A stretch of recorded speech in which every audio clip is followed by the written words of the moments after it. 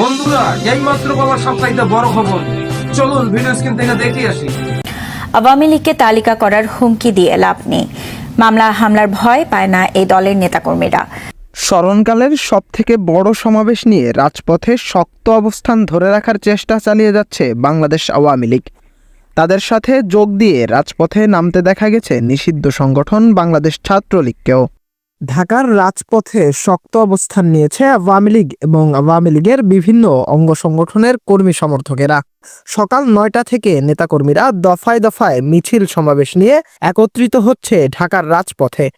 এদিকে সজীব অজের জয়কে দেশে ফেরাতে রাজপথে নেমেছে বাংলাদেশ ছাত্রলীগ।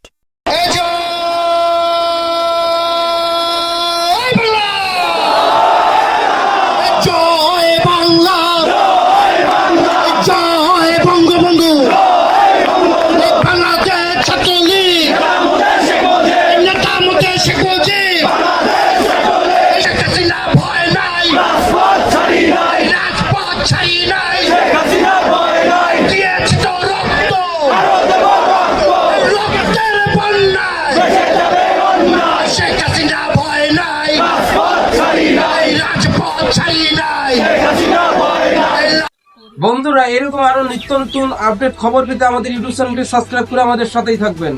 ধন্যবাদ।